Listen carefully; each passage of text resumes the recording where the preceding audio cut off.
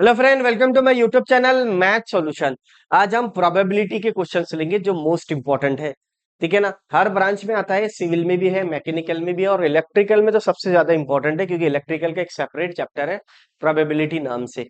अगर आपका प्रोबेबिलिटी अच्छे से आता है तो आपका आराम से पेपर निकल जाएगा इलेक्ट्रिकल ब्रांच वालों का, क्योंकि इस पर ही डिपेंड करता है। अब इससे पहले मैं बताऊंगा आपको कि एक वीडियो इसका ऑलरेडी हो गया है प्रोबेबिलिटी का, तो सबसे पहले आप वो जाके देखेंगे।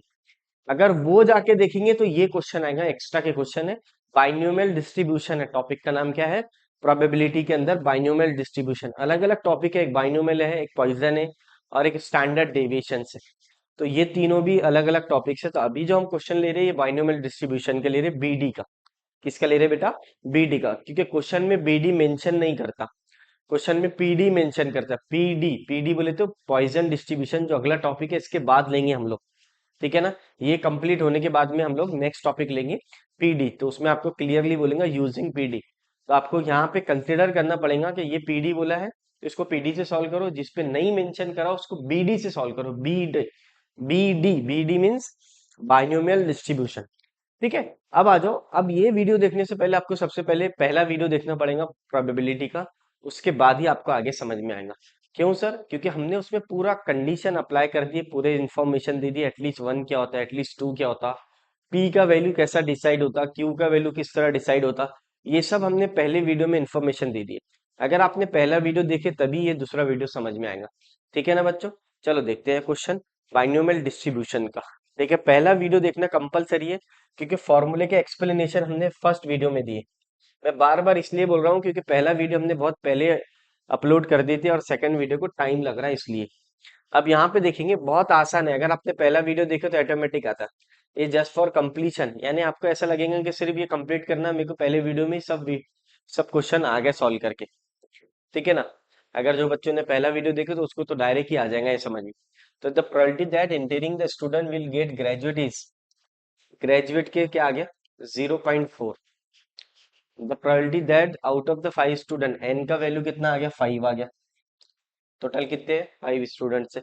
अब जब पी का वैल्यू निकल गया तो क्यू निकालना पड़ता था। क्यू का किस तरह निकलता बेटा? 1 - पी से निकलता। तो 1 - 0.4 हो जाता, तो क्यू इज 0.6 हो गया।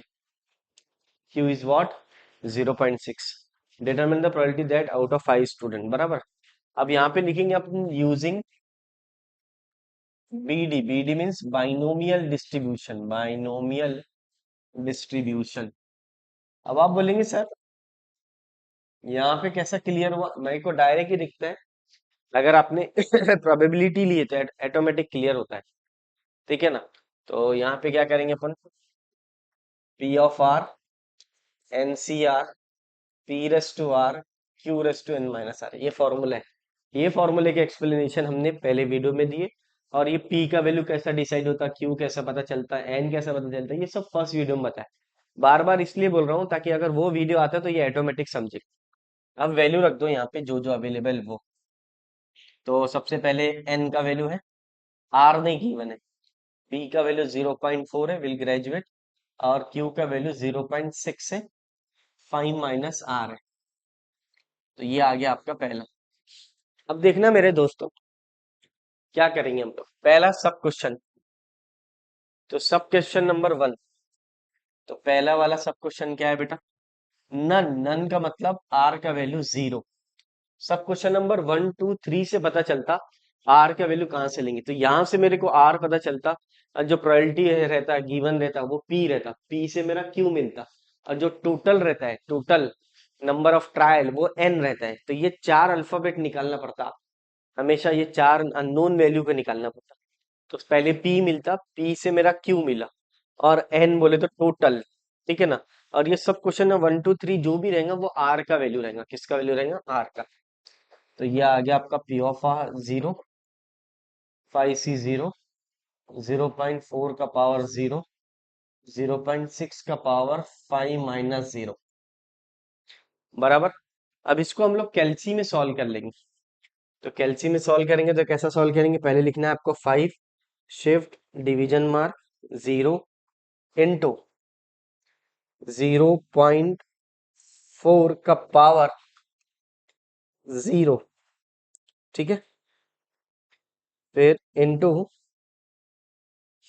इंटू 0.6 का पावर 5 - 0 बराबर, और 5 - 0 कर देंगे, ब्रैकेट क्लोज। हाँ, आंसर आ गया 0.0776। ये आपने निकाल लेना आंसर, कोई दिक्कत नहीं है। क्यों? क्योंकि कैल्सी मेरे पास आज दूसरी है, तो इसलिए देख लेना आपने, आपने आपके हिसाब से वैल्यू निकाल लेना। जिन बच्चों को कैल्सी यूज करके नहीं आती, अगर आप बोलेंगे कैल्सी की वीडियो बनाओ सर, तो मैं कैल्सी के भी वीडियो बना दूंगा। ठीक है ना बच्चों? तो राइट है, पहला आंसर आ गया। आर का वैल्यू 0 रखने से ही आ गया। अब आपका सेकंड, 1 दिया है, कहते हैं determine the probability that the one, one का मतलब आर का वैल्यू 1 आ जाएंगे।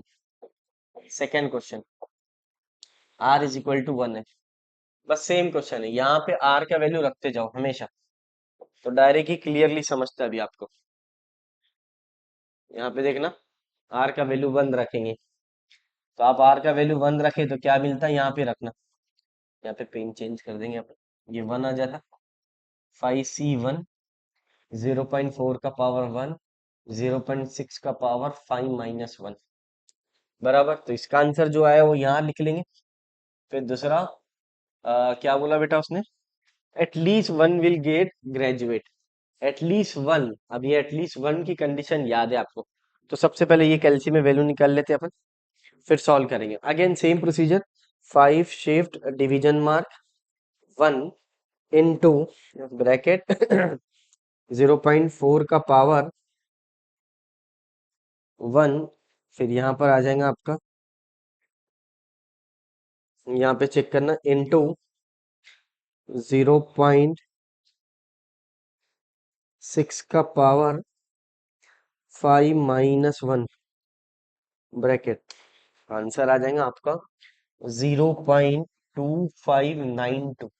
ये सब कैल्सी में रखना, मैं इसलिए बता रहा हूँ कि यहाँ पे कैल्सी का काम है। जिन बच्चों को कैल्सी की वीडियो, कैल्सी की अलग प्लेलिस्ट बनी हुई है, अगर आपको नहीं आता है तो कमेंट करके बताना, मैं कैल्सी की वीडियो भी बना सकता हूँ। आपकी जो कैल्सी है वो नंबर लिखकर भेजना है मुझे, ठीक है ना?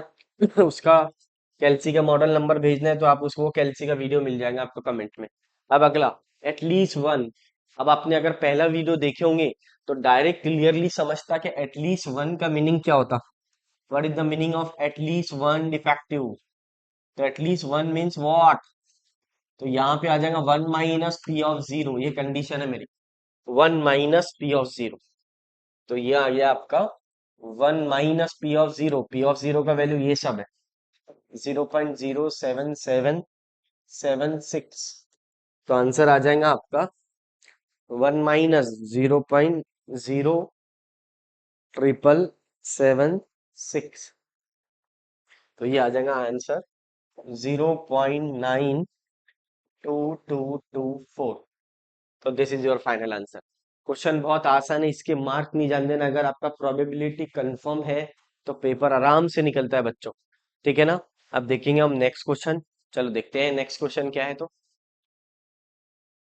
अब यहाँ पे देखेंगे, if 10% of bolt produce by machine are defective. Defective word कहाँ यूज होता? मैंने आपको बोला जैसे ही डिफेक्टिव बोला तो पी का वैल्यू यूज करना, पहले वीडियो में आपने देखे, ठीक है ना? ये तो सेक ऑफ कंप्लीशन बता रहा हूँ कि आपके पास सबका सॉल्यूशन होना, बाकी आपको आ जाएगा खुद ही सॉल्व करके, अगर आप फर्स्ट वीडियो देखेंगे तो डिफेक्टिव मतलब 10% डिफेक्टिव, तो पी का वैल्यू 10% आ गया, 10 को लिखेंगे 10/100, और ये हो जाएगा आपका 0.1। इसको सॉल्व करेंगे तो फिर P से मेरा Q मिलता है, ये प्रोसीजर है इसकी। देखो मैं आपको एक बार फिर समझाता हूँ, ये P ऑफ R है मेरा, NC R है, P resto N - R, Q resto R है। तो Q रेस्टो R क्या है, ये वाला, ये मैटर करता है आपका।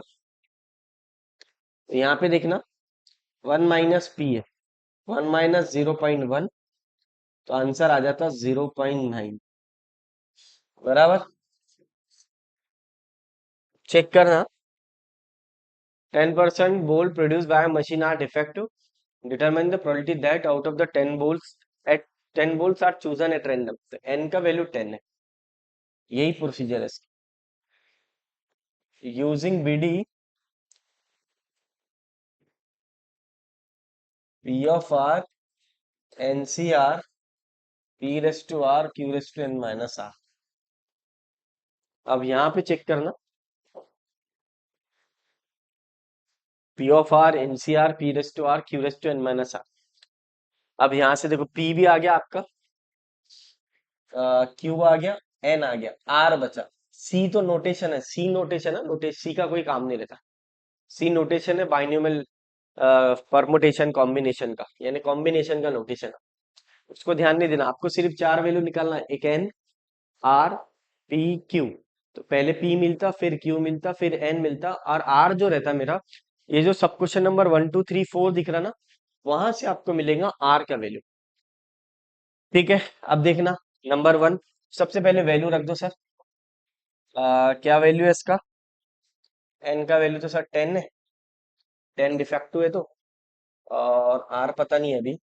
क्यू का वैल्यू, पी का वैल्यू 0.1 है, आर आ गया 0.9 है, 10 माइनस आर आ गया, बराबर।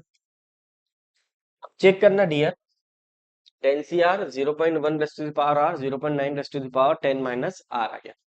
अब उसने बोला one will be defective. One will be defective का मतलब क्या होता? आर का वैल्यू 1, बस ऐसा वैल्यू रखना है, put the value and get the answer. अब आर का वैल्यू 1 रखो, पहला question. One will be defective अगर लिखना है तो ऐसा लिख सकते हैं आप इसको, वन विल बी डिफेक्टिव। तो आर का वैल्यू मेरा 1 आ गया। बस अब 10 C 1 0.1 का पावर 1, 0.9 का पावर 10 - 1 रख दो कैलसी में। अगेन सेम प्रोसीजर है बच्चों, हाँ। तो वही पुरानी कहानी, पहले लिखना 10 shift division mark 1 into bracket में 0.1 का पावर कितना है 1, ऐसा तो ब्रैकेट क्लोज, फिर इनटू 0.9 का पावर और 10 - 1 ब्रैकेट क्लोज। आंसर आ गया 0.3874। ये आपने देख लेना आंसर, क्योंकि मेरे पास आंसर नहीं, मैं डायरेक्ट कैलसी में निकाल रहा हूँ। इतने चेक कर लेना राइट आंसर, ठीक है ना। फिर उसने बोला none will be defective. None का मतलब क्या होता देख लो, पहले टू भी निकाल लेंगे। नन का मतलब आर का वैल्यू 0, आर का वैल्यू 0। तो ये सेकंड वाले का answer, none will be defective का मतलब आर का वैल्यू 0। ये जो वैल्यू है ये सब आर का वैल्यू है, ये एक बार ध्यान में रखना है आपको, ठीक है ना। This is the value of R, one will be defective, none will be defective, at least one will be defective, यहाँ से मेरे को आर मिलेगा, कंफ्यूजन मत रखना। और ठीक है ना, पी आपको सबसे पहले मिलता, तो कंफ्यूजन नहीं रखना, अगर आप प्रैक्टिस करेंगे तो आ जाएगा। अब मैं फिर बोल रहा हूँ आपको, पहला वीडियो जाके देखेंगे तो क्लियरली समझता। और ये वीडियो आपके सभी दोस्तों तक पहुंचाओ। आप लोग क्या है, शेयरिंग में थोड़ी कंजूसी कर रहे हैं। शेयर करो तो हम लोग और वीडियो बनाएंगे, जितने ज्यादा व्यू आएंगे, कमेंट आएंगे, तो वीडियो बनाने के और स्पीड बढ़ेंगी बच्चों। तो आपके जहां जहां भी दोस्त है सबको शेयर करो। ऐसा नहीं है कोई एक यूनिवर्सिटी की है, ये सभी यूनिवर्सिटी के है बच्चों। जहाँ पे भी प्रोबेबिलिटी है, आपके दोस्तों का सिलेबस तो सेम ही रहता है, कहीं पर भी जाओ, क्योंकि गेट का एग्जाम तो सबको देना है ना, पूरे इंडिया के बच्चों को देना है। तो इसलिए इंजीनियरिंग का सिलेबस लगभग सेम ही रहता है, बस चैप्टर शफल्ड रहते हैं आगे पीछे। किसको M1 में रहता है तो वही M2 में रहता है, जो M2 में रहता है वो M3 में रहता है। अब यहाँ से लेके आप अमरावती से लेके मुंबई यूनिवर्सिटी तक भी देख लिए, तो चैप्टर सेम है। मैंने छत्तीसगढ़ के बच्चों को पढ़ाया, हरियाणा के बच्चों को पढ़ाया है, तो आपको ध्यान में होना, सभी यूनिवर्सिटी का सिलेबस सेम रहता, बस आपको क्वेश्चन जो चैप्टर रहे वो सफल रहे। यहाँ आपको M1 में तो उधर M3 में रहे, यही डिफरेंस रहेगा बस, ठीक है ना बच्चों। तो सबको शेयर करना है आपको, शेयर में कंजूसी मत करो बेटा। हम पढ़ाने में कंजूसी कर रहे हैं क्या? हम डेली आपको वीडियो डाल रहे हैं, डेली दो वीडियो, एक अपलोड, दो या एक वीडियो अपलोड होता है डेली। हमारा टारगेट रहता है एनी हाउ कि आपको कम से कम एक वीडियो आप तक पहुंच जाए। बल्कि हमारे ऑफलाइन क्लास चलती है, 8 से 9 घंटे क्लास लेते हैं हम लोग डेली। उसके बाद भी हम लोग ऑनलाइन के लिए टाइम निकालते हैं ताकि आप तक वीडियो पहुंचे। लेकिन आप लोग शेयरिंग में बहुत कंजूसी कर रहे हैं, ध्यान रखो बच्चों। सब तक पहुंचाओ, हर बच्चे तक। अमरावती यूनिवर्सिटी के तो हर बच्चे के पास में वीडियो होना। मेरी ऑफलाइन भी क्लास है, अमरावती यूनिवर्सिटी के बच्चों को पढ़ाता हूँ। मेरे को आने के बाद में उनको बताना पड़ता है कि ये मेरा चैनल है। ये आपका है, आपका यहाँ पे फेलर है, ध्यान रखना है कि आप अपने दोस्तों तक वीडियो नहीं पहुंचा रहे। जितने भी आपके दोस्त है सब तक वीडियो जाना चाहिए, ठीक है ना। अभी मेरे पास फर्स्ट ईयर के एडमिशन आए, वो बोले सर हमको पता ही नहीं कि आपका चैनल, यानी अगर ये अमरावती में ये हाल रहेगा अपना, तो बाहर की यूनिवर्सिटी तक कैसे पहुंचेंगे अपन। तो ध्यान रखना है सभी बच्चों को, कंजूसी नहीं करना है शेयरिंग में, ठीक है ना बेटा। चलो अब देखेंगे, यहाँ पर आर का वैल्यू 0 रखो, बस पुरानी कहानी। हम आपके लिए डेली वीडियो बना रहे हैं बेटा, डेली आप देख लो, पिछले 1.5 साल से कंटिन्यूस एक वीडियो आया हुआ है, देख लो आप जाके रिकॉर्ड चेक करो। यहाँ पे आर का वैल्यू 0 रखे, 0.1 का पावर 0, 0.9 का पावर 10 - 0। अब यहाँ पे वैल्यू रख देंगे, 0 रखो बस। चेक करना same procedure, 10 shift division mark 0 into bracket 0.1 का पावर 0 लेंगे, ब्रैकेट क्लोज, इंटू ब्रैकेट 0.9 का पावर 10 - 0। आंसर अगेन सेम आ गया सर। क्यों सेम आया सर? ये इसका आंसर 10 आ जाता था, इसका 0.1, तो 0 पॉइंट बराबर है। चेक करना पड़ेगा, पहले का भी आंसर सेम नहीं, 03.86 आया, डर गया ना मैं। आंसर देख लो बेटा, यहाँ पर क्योंकि मैं अभी निकाल रहा हूँ आंसर आपके सामने ही, तो नंबर में आगे पीछे हो सकता है आंसर में, क्योंकि हम लोग डायरेक्ट लेक्चर के अंदर ही आपका आंसर निकाल रहे हैं, और आप मेरे पास बुक में आंसर नहीं है इसका, तो आपने एक बार चेक कर लेना अच्छे से वैल्यू रखकर, ठीक है। ये हो गया सेकंड का आंसर। अब देखेंगे हम लोग थर्ड का आंसर क्या है।